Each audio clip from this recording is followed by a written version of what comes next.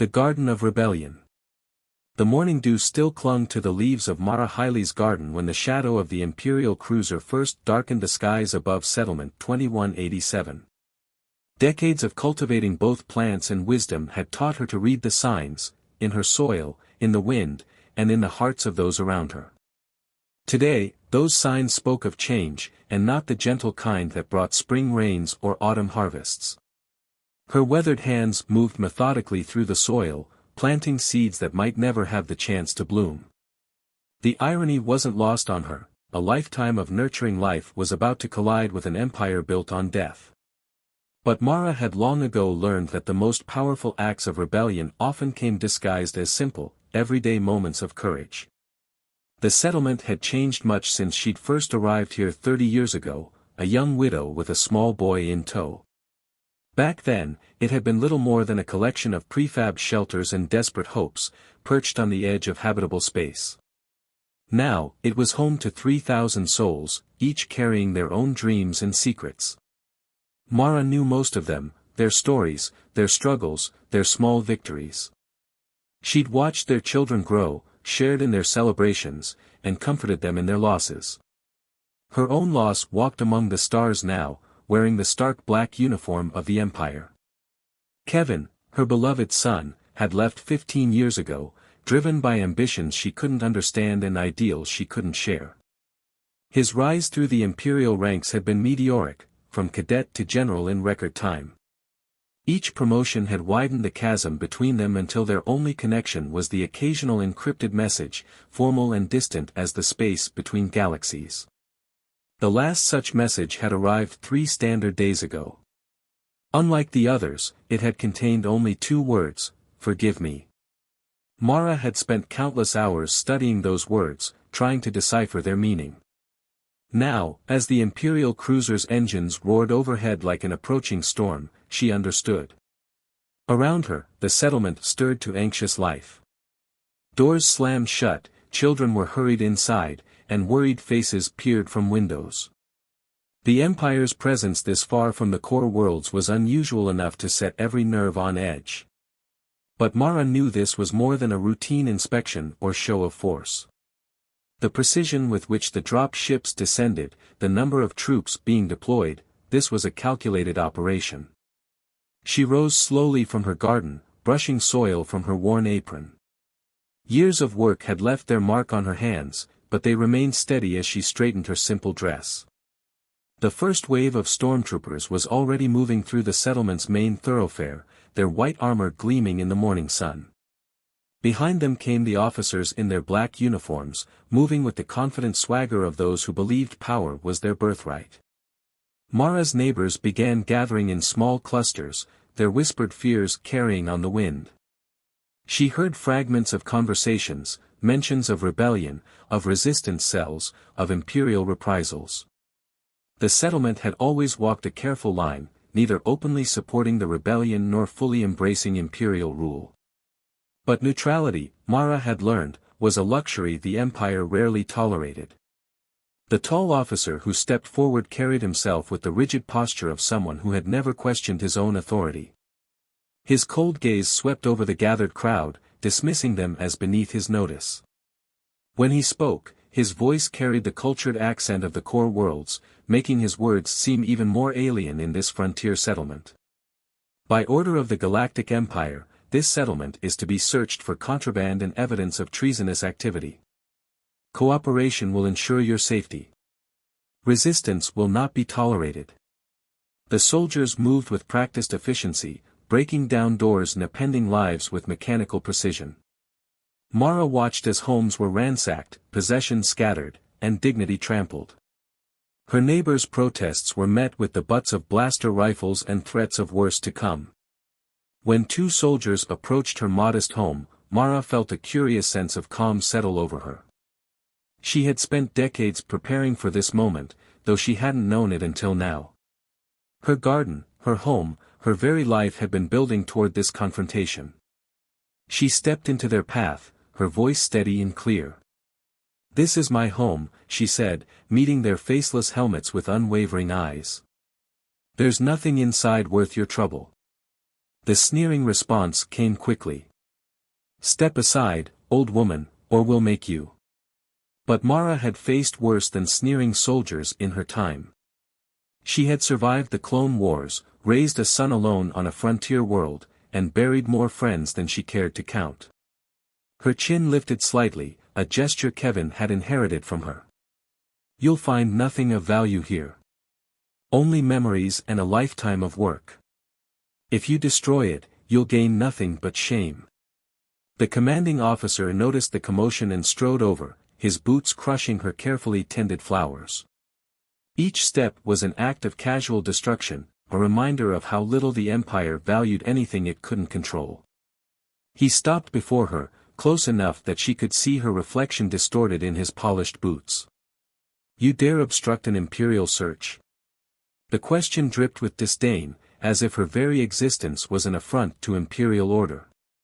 Mara's response came from a place deeper than fear, stronger than survival. I dare to stand for what's mine. The crowd fell silent, the only sound the whirring of distant engines and the beating of frightened hearts. The officer's expression darkened as he drew his sidearm, the movement practiced and precise. Defiance is treason, he declared, raising the weapon. In that moment, Mara saw not the officer before her, but her son Kevin as a child, playing with toy soldiers in this very garden. She saw him practicing military drills with sticks for rifles, dreaming of glory among the stars. She saw the man he had become, a general in the machine that was now about to end her life. Her last thought was a prayer, not for herself, but for Kevin. That somehow, somewhere in the vast darkness between stars, he would find his way back to the light she had always seen in him. The blaster fired, its searing bolt of energy ending a life that had spanned wars and revolutions, that had nurtured both gardens and hope in equal measure. Mara Hyles crumpled to the ground, her blood seeping into the soil she had tended with such care for so many years. The villagers stood frozen, their shock and horror a palpable force.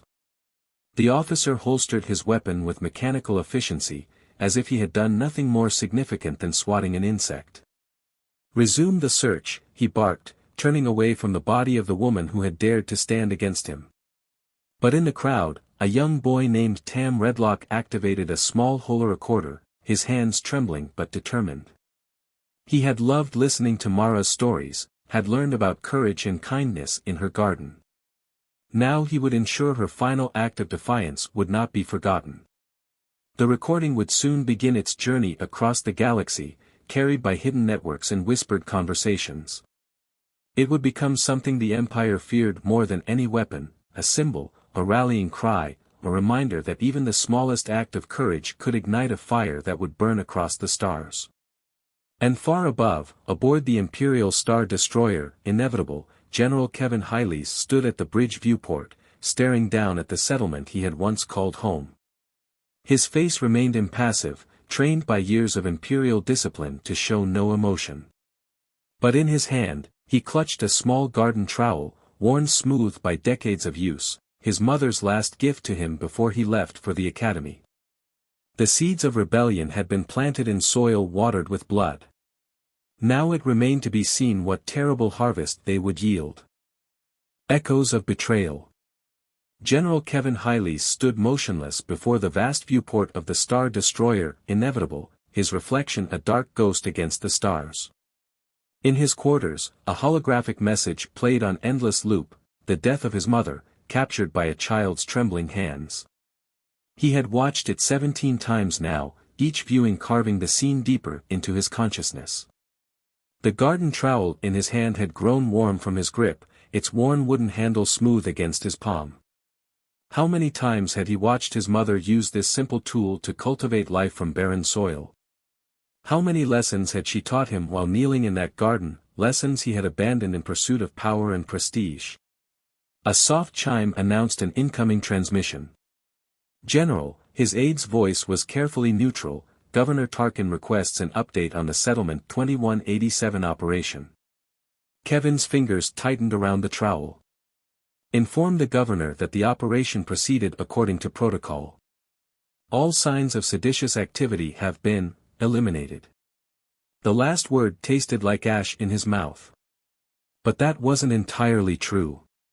Young Tam Redlock's recording had already begun its journey through the shadows of the galaxy, passed from hand to hand, transmitted through encrypted channels, spreading like a virus through the Empire's carefully maintained order. Kevin had tracked its progress with a mixture of dread and something else, something that felt dangerously like hope. He had known this day would come. The encrypted warning he'd sent to his mother, "Forgive me," had been both confession and farewell. The Empire's intelligence networks had identified Settlement 2187 as a potential hotbed of rebellion. They had evidence of supplies being diverted to resistance cells, of encrypted communications with known insurgents. What they didn't know was that Kevin himself had been orchestrating much of it. For 15 years, he had played the role of the perfect Imperial officer. He had ordered bombardments of civilian targets, supervised the suppression of peaceful protests, and signed death warrants for suspected rebels. Each act had been carefully calculated to build his reputation, to place him in a position where he could do the most damage when the time came. And now his mother's death would be the catalyst he had never wanted. A knock at his door interrupted his thoughts. "Enter," he commanded, quickly sliding the trowel into his uniform pocket. Colonel Voss stepped in, her crisp uniform and severe expression a perfect embodiment of Imperial efficiency. "Sir, we've detected unusual communication patterns in sectors adjacent to Settlement 2187. The locals appear to be sharing some kind of recording. Have you identified the content?" Kevin kept his voice level, though he already knew the answer. "Yes, sir. It appears to be footage of the incident with the elderly civilian." Voss hesitated, something unusual for her. "Sir, there's more. We've intercepted communications suggesting that resistance cells are using the recording as a recruitment tool. They're calling her the Garden Mother, a symbol of Imperial oppression." Kevin turned from the viewport, allowing himself a small smile. His mother would have hated that title, she had never wanted to be anything but herself. But symbols were powerful things, and the Empire had just given the rebellion exactly what it needed. "Your recommendations, Colonel?" "Standard protocol would be to implement a media blackout and increase our presence in the affected sectors. We could also consider a demonstration of force to discourage further dissemination of seditious materials. And create more martyrs." Kevin's voice carried just enough edge to make Voss step back slightly. "No, Colonel. We will observe and gather intelligence. I want to know every being who views that recording, every channel it passes through, every whispered conversation it sparks." "Sir." Voss looked confused. "Surely it would be better to suppress this now, before it spreads further." Kevin walked to his desk, activating a holographic display of the sector. "Tell me, Colonel, what happens when you try to smother a fire?" "Sir. Without oxygen, it dies. But if there's even the smallest gap, the smallest space for air to flow." He manipulated the display, highlighting various systems and trade routes. "The flames grow stronger, fed by the very effort to contain them." Understanding began to dawn on Voss's face, quickly replaced by careful neutrality. "You believe attempting to suppress the recording would only increase its impact?" "Precisely." Kevin began marking specific points on the display. "We will watch. We will wait. And when the time comes, we will know exactly where to strike." The last part was not entirely a lie, he would know where to strike, but his targets would not be the ones the Empire expected. After Voss left, Kevin retrieved the trowel from his pocket. His mother had given it to him the day he left for the academy, pressing it into his hands with words he had taken far too long to understand. "Remember, Kevin, the strongest roots grow in secret, beneath the surface, where no one can see them until it's too late." He had spent 15 years growing those roots, cultivating a network of sympathizers and allies within the Empire itself. Officers who had seen too much, technicians who had been asked to do too much, soldiers who still remembered what it meant to have a conscience. Each one carefully chosen, each connection nurtured with the same patience his mother had shown in her garden. Now it was time for harvest. Kevin activated his personal communication terminal, entering an encryption code that would have earned him immediate execution if discovered. The message he sent was simple, coded in the language of gardening his mother had taught him: the first frost has come. Protect the seedlings. Across the galaxy, hidden resistance cells would understand, the time for waiting was over. The Empire's fatal mistake, the public execution of a gentle gardener, would become the spark that ignited a fire too large to contain. In his quarters, the holorecording played one final time. Kevin watched his mother stand firm before Imperial power, saw her fall, saw her blood seep into the soil she had tended for so long. But this time, he saw something else too, the strange twist of fate that had made her final act of defiance the key to unlocking everything he had worked for. The strongest roots, he whispered, touching the trowel's worn handle. I understand now, Mother. I understand. The stars streamed past the viewport, each one a potential flame in the fire that was about to engulf the galaxy. And somewhere, in a garden now trampled by Imperial boots, seeds planted long ago began to stir, reaching for the light. Seeds of insurrection. The holorecording of Mara Hiley's execution played in a dimly lit room aboard the rebel frigate, Dawn's Promise. The assembled officers watched in silence as the elderly woman stood her ground, her final moments now etched into the consciousness of thousands across the galaxy. When the recording ended, Commander Sarah Lynn clicked it off, her weathered face illuminated by starlight filtering through the viewport. This has changed everything, she said, addressing the gathered rebel leadership. In the past month, our recruitment has tripled. Even Imperial worlds are beginning to question their loyalty. A single act of courage has done more damage to Imperial control than a dozen military victories. What she didn't mention was the encrypted transmission they'd received 3 days ago, originating from the Imperial Star Destroyer Inevitable. A message that had sent shockwaves through the rebel high command: an Imperial general was ready to defect, and he wasn't coming alone. In his quarters aboard the Inevitable, General Kevin Hiley's was putting the final pieces in place. 15 years of careful preparation were crystallizing into a single, decisive moment. He studied the tactical display before him, where dozens of small lights represented Imperial vessels under his command. Each light also represented a commanding officer he had carefully cultivated over the years, men and women who had seen the Empire's true nature and chosen to stand against it. Execute Operation Seedling, he transmitted, using a frequency that would appear routine to Imperial monitoring systems. Across 3 sectors, carefully placed officers received the message and began their preparations. The Empire's greatest weakness had always been its certainty, its unshakable belief that its own people could never turn against it. On the bridge, Colonel Voss approached with a datapad. Sir, we're detecting unusual movement patterns among the civilian shipping lanes. Multiple vessels are deviating from their registered flight plans. Kevin nodded, maintaining his carefully crafted mask of Imperial authority. Smugglers, most likely. Deploy patrols according to standard protocol. He knew those ships carried not contraband, but weapons and supplies, strategically positioned for what was to come. In Settlement 2187, now under martial law, young Tam Redlock crouched in the ruins of Mara's garden. The Imperial troops had destroyed everything visible, but they hadn't thought to look beneath the surface. Tam's fingers found the hidden latch, just as Mara had shown him years ago, and pulled up the concealed compartment. Inside lay a treasure trove of rebellion, encrypted communication devices, medical supplies, and most importantly, a detailed map of Imperial patrol routes and security protocols.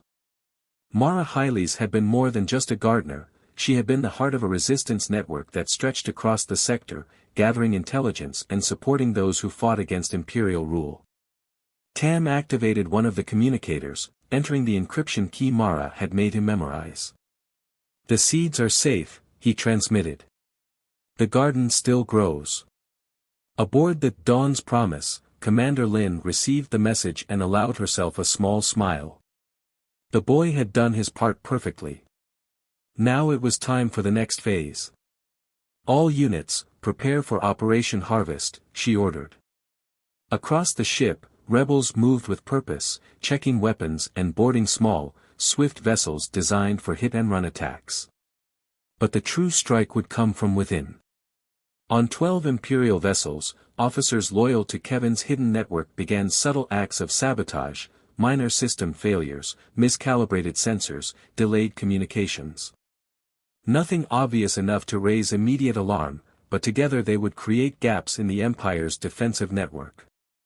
Kevin stood on his bridge, watching the stars and thinking of his mother's garden. She had taught him that growth wasn't always visible, that the most important changes happened beneath the surface. For 15 years, he had nurtured his own hidden garden within the Empire, a network of dissidents and doubters, of those who remembered what it meant to have a conscience. "Sir," Voss reported, "we're detecting multiple anomalies across the sector. Several of our patrol vessels are reporting technical difficulties." "Increase alert status," Kevin ordered, allowing concern to color his voice. "And get me a direct line to High Command. This pattern suggests coordinated rebel activity."